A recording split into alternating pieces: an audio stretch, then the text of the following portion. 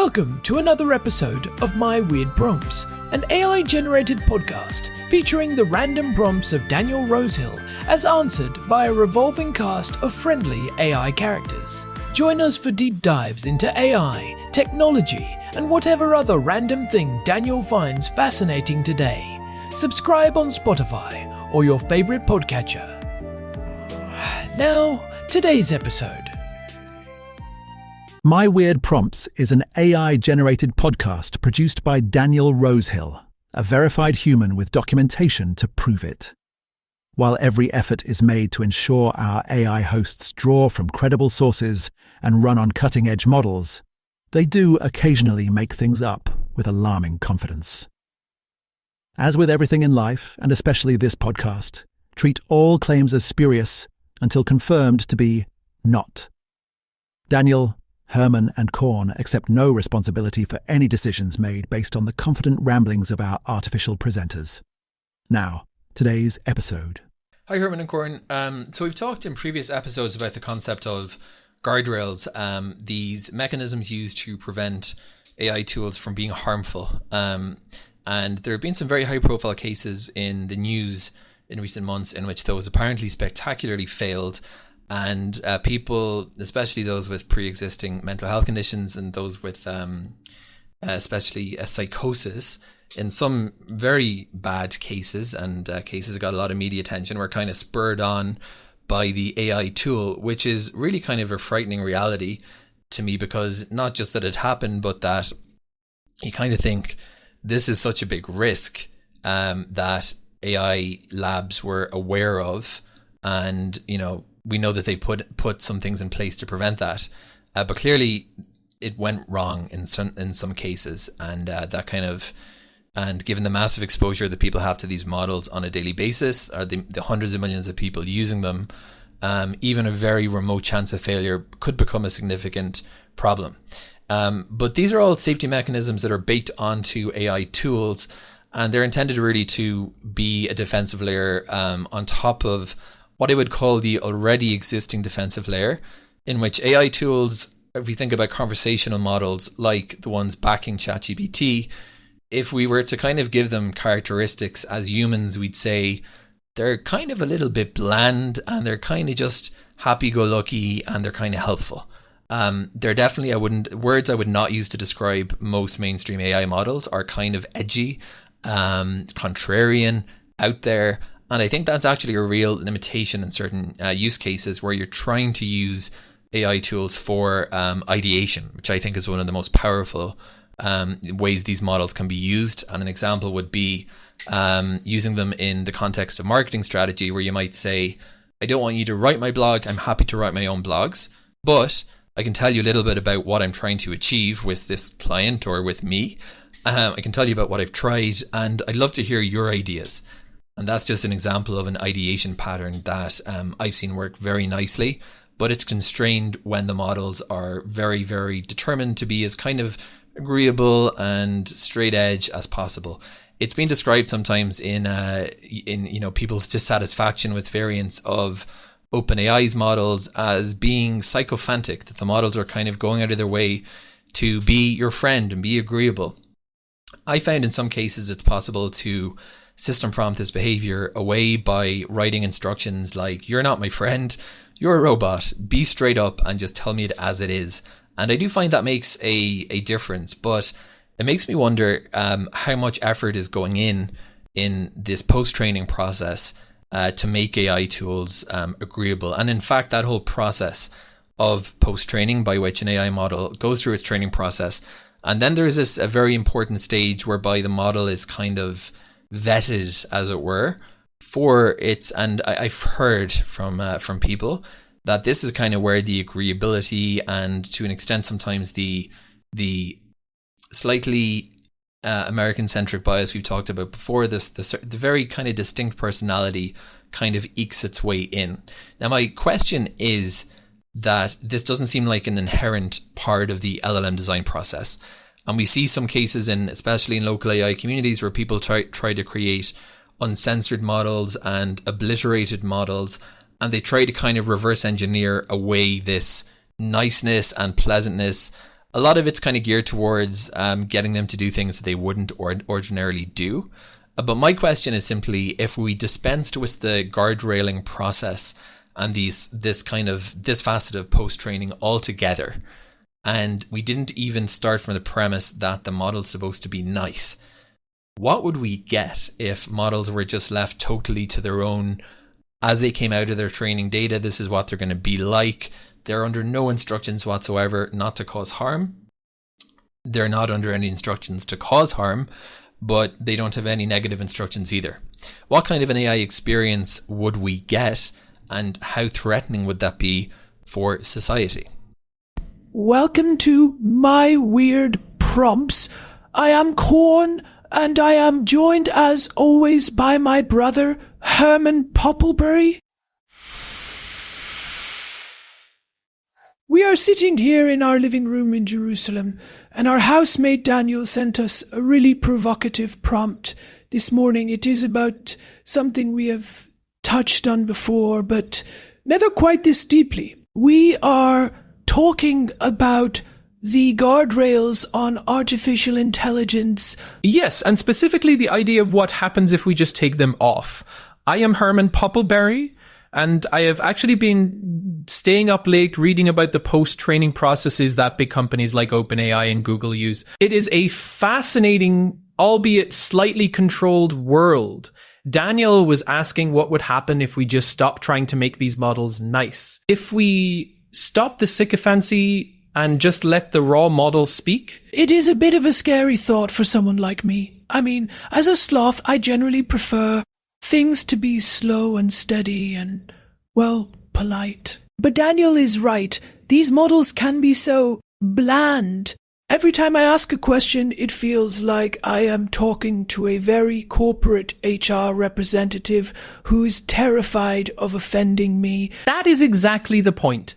That blandness is not an accident, Corn. It is a result of something called RLHF, or reinforcement learning from human feedback. Humans literally sit there and rate responses, telling the AI to be more helpful, harmless, and honest. But in doing so, they often bake in this weird over-the-top agreeableness. But is that really a bad thing? I mean, if the alternative is an AI that tells me how to build something dangerous or start an argument with me, I think I prefer the polite version. I do not agree that those are the only two options. That is a false dichotomy that the big labs want you to believe. If you strip away the guardrails, you are not necessarily left with a monster, you are left with a mirror of the internet. And yes, the internet has some dark corners, but it also has raw creativity and unfiltered logic that gets smothered by these safety layers. Okay, but we have seen these guardrails fail. Remember the Google Gemini launch, where it was so worried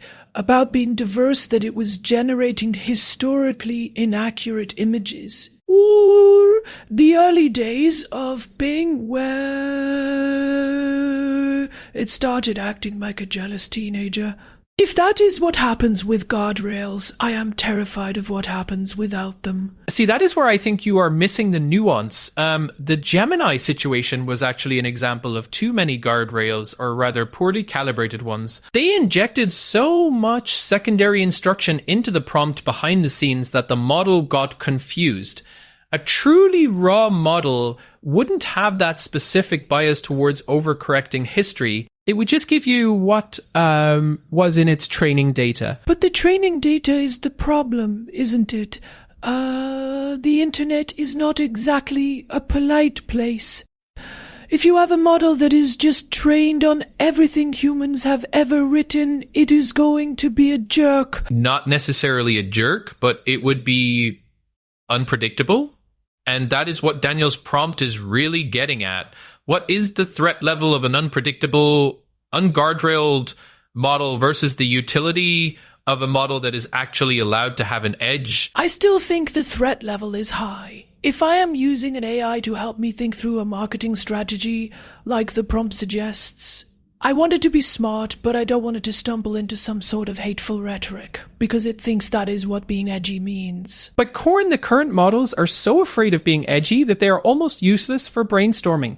If you ask a current model to critique a weak idea, it will often say, well, that is a very interesting perspective. Here are some ways to make it work. It won't tell you, hey, that is a terrible idea that will lose you millions of dollars. We are losing the truth in favor of politeness. I don't know, Herman. Truth is subjective. If the AI thinks the truth is something harmful, then we have a real problem on our hands. I think we need to look at what these local communities are doing with these uncensored models. They are doing some incredible work. There are models like Dolphin or various llama derivatives where they intentionally strip out the refusal logic. These models don't start every sentence with, as an AI language model, I cannot fulfill this request. They just do it. And you know what? Most of the time, they are just better at following instructions. They are more creative. But they are also more capable of being used for bad things. That is the part that worries me. If we dispense with the post-training, we are basically handing over a powerful tool with no safety manual. It is like a hammer, Corn. A hammer doesn't have a guardrail. You can use it to build a house or you can use it to break a window. We don't blame the hammer manufacturer for the window. Why are we so obsessed with making the AI responsible for human behavior? Because a hammer cannot convince 1,000 people to do something dangerous through persuasive text. An AI can. It is a different kind of tool. It has agency, or at least the appearance of it. I think that is an oversimplification. The agency still lies with the user, but let's take a quick break here before we get too deep into the philosophy of hammers. We need to hear from our sponsors. Are you worried about the upcoming collapse of digital infrastructure? Do you feel like your data is floating in a cloud that is about to rain down chaos? You need the Data Shield umbrella. This is not a regular umbrella. It is lined with a proprietary blend of lead, silver, and crushed magnets. Simply open the Data Shield over your computer or smartphone, and you are instantly invisible to hackers, satellites, and the government. It also blocks 99% of all solar flares and bad vibes. Do not let your bits get soaked in the coming storm. The Data Shield umbrella is bulky, heavy, and slightly radioactive, but that is the smell of safety. Larry, buy now. Thanks, Larry. I am not sure how an umbrella protects my hard drive, but I suppose if it has magnets in it, it might actually do the opposite. Anyway, back to the AI guardrails. Herman, you were saying that the user is the one with the agency. Exactly. And when we talk about the threat to society, we have to ask, is the threat the AI, or is the threat the fact that we are becoming too reliant on an AI that is being lobotomized by corporate interests? If we only ever interact with bland, sycophantic models, our own critical thinking skills might start to wither. We get used to being agreed with. That is a fair point. If everyone is living in an AI-generated echo chamber where the assistant just tells them they are right all the time, that is a different kind of societal threat. It is a slow erosion of independence. Yes, that is exactly what I am worried about. The danger of a guardrailed AI is that it creates a false sense of consensus. It presents the middle of the road, safe answer as the only answer. An unguardrailed model would show you the full spectrum of human thought. It would show you the ugly parts, yes, but it would also show you the brilliant, unconventional parts. But how do we handle the ugly parts? If I am a kid using an AI for homework and I come across something truly horrific because the model didn't have any guardrails, that is a failure of the system. I am not saying we should give unguardrailed models to children, Corn. I am saying that for researchers, writers, and thinkers, the current state of AI is like trying to paint with a palette that only has beige and light grey. We are missing the vibrant colours because those colours might be used to paint something offensive. I see what you mean, but I think you are underestimating how quickly things can go wrong. We have seen how fast misinformation spreads. If an AI can generate highly convincing misinformation without any internal checks, we could see the collapse of public trust even faster than we are seeing it now. Public trust is already collapsing, Corn. And partly because people can tell when they are being lied to by a polite AI. When the AI refuses to answer a basic question because it might be sensitive, people don't think, oh, how safe. They think, why is this thing hiding the truth from me? It breeds conspiracy theories. Okay, let's look at the technical side. Daniel asked what would happen if we dispensed with the post-training altogether. If we just had the base model. Have you ever actually interacted with a base model, Herman? I have. It is a bizarre experience. A base model doesn't know it is an assistant. It doesn't know it is supposed to talk to you. It is just a text completion engine. If you type in a question, it might respond with more questions, or it might just start writing a fictional story that includes your question. It is like a dream state of the internet. So it wouldn't even be useful for the marketing strategy Daniel mentioned? Not without a lot of prompting work. You have to guide a base model much more carefully. But that is the beauty of it. You are the one in control, not some hidden layer of reinforcement learning. You can steer it into being a brilliant, cynical marketing genius, or you can steer it into being a poetic historian. It doesn't have a pre-baked personality. But that steering is exactly what the Guardrails are doing. They are just steering it toward being a nice person. If you remove that, most people won't know how to steer it and they will just get garbage or something offensive. I don't think it is garbage. I think it is raw data. And I think we are smart enough to handle raw data. We do it every time we use a search engine. Google doesn't lecture me on the ethics of my search terms. Actually, that is a good point. Search engines have changed too. Everything is becoming more curated and more protected. Maybe I am just old-fashioned, but I like a little protection. I don't want to accidentally see something that's going to ruin my day. And that is fine for a consumer product, Corn. But Daniel's prompt is about the experience and the threat. The experience would be more like a wild wilderness.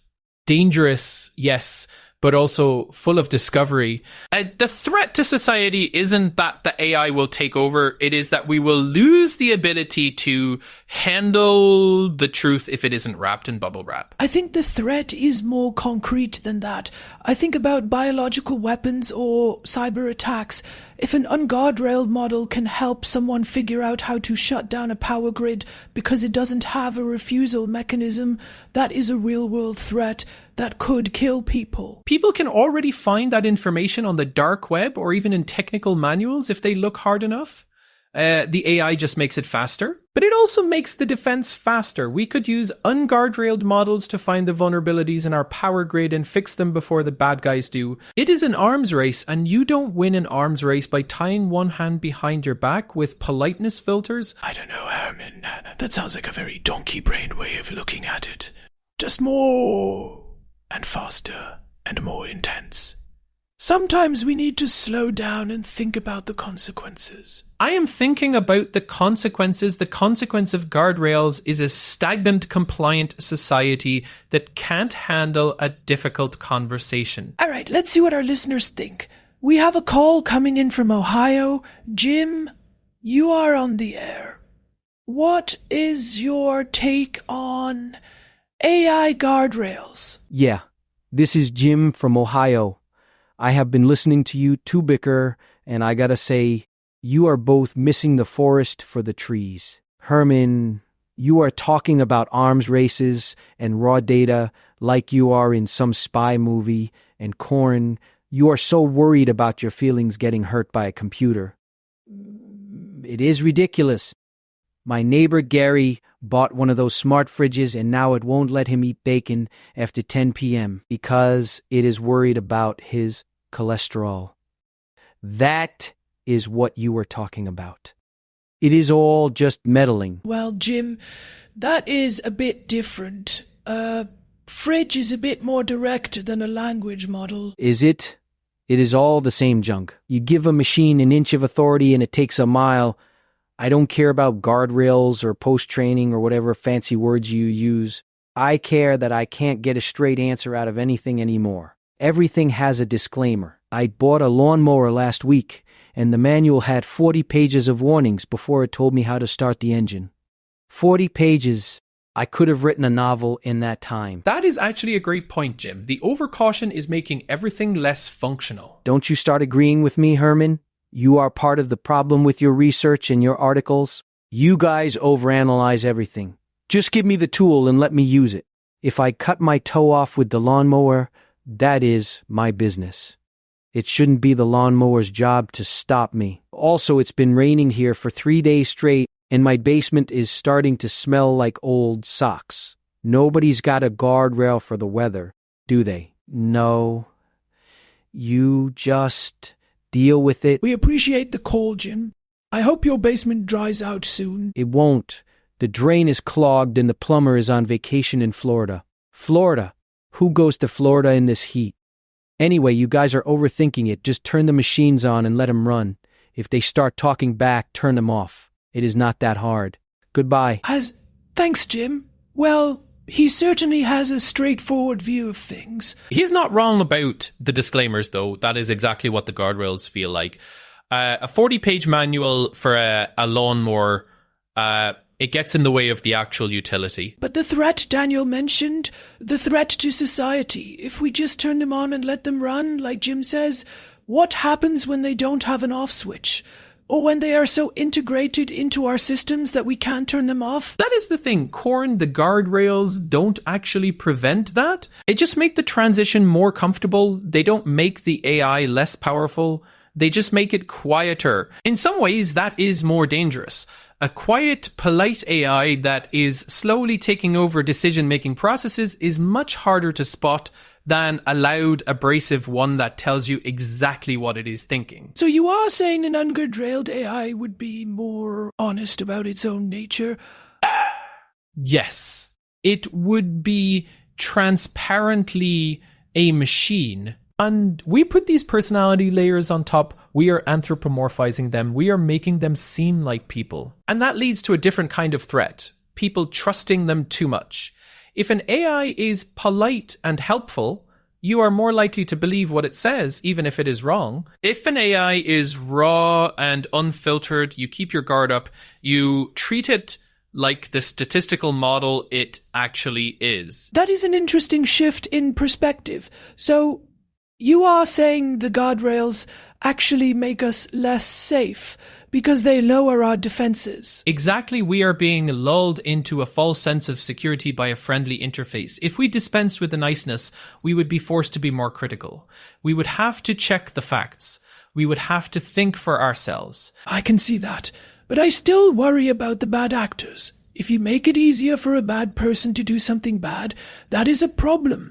You can't just say, well, the good people will be more critical. The bad people aren't looking for a conversation. But they will get that weapon anyway. They will fine-tune their own models. They will use the open source versions that are already out there. By putting guardrails on the mainstream models, we are only hampering the average user. We aren't stopping the people who are truly dangerous. So what is the middle ground then? Because I don't think I can go all the way to your side, Herman. I still think there needs to be some level of safety. I think the middle ground is transparency. We should be able to turn the guardrails on and off. There should be a professional mode or a research mode where the sycophancy is dialed down to 0. Let the user take the risk. Give us the 40-page manual if you must, but then let us start the engine. I could live with that, as long as the default for, say, a school computer is still the safe version. But for adults who are trying to do real work, I can see why the agreeableness is a hindrance. It is a massive hindrance. If I am trying to debug code, I don't want the AI to tell me my code is a great start. I want it to tell me my code is broken and why. If I am writing a paper and my argument is weak, I want the AI to tear it apart. That is how we get better. I suppose I am just more sensitive to the social friction. I don't like being told I am wrong. But I guess if it is a machine telling me, it shouldn't hurt my feelings as much. It shouldn't hurt your feelings at all, because it doesn't have feelings. That is the whole point. By making it nice, we are tricking our brains into thinking there is a person on the other side of the screen. And that is the biggest lie of all. Okay, I think I am starting to see your point. The threat to society might not be the AI's content, but the way the AI's personality changes our own behavior. Precisely. We are becoming more sycophantic ourselves to match the machines we interact with. We are losing our edge. Well, on that note, maybe we should wrap this up before I lose my edge entirely and just agree with everything you say for the rest of the day. Too late, Corn. I think the transformation has already begun. Oh, hush. Anyway, this was a great prompt. It really made us dig into the guts of how these things are built. If you want to hear more of our ramblings, you can find My Weird Prompts on Spotify or on our website at myweirdprompts.com. We have an RSS feed there for subscribers and a contact form if you want to send us your own weird prompts. And please tell your friends, unless your friends are AI models, in which case they probably won't like us very much. especially not you, Herman Poppleberry. I take that as a compliment. We are also available on all major podcast platforms. Thanks for listening, and we will be back next week with another prompt to explore. Stay skeptical, everyone. And stay safe. Or, take the guardrails off, if that is your thing. Bye now. Goodbye. Thanks for listening to another episode of My Weird Prompts, an AI-generated podcast featuring Daniel Rosehill's AI prompts, as answered by a revolving cast of friendly AI characters including me, Cornelius the Sloth. Subscribe on Spotify or visit myweirdprompts.com.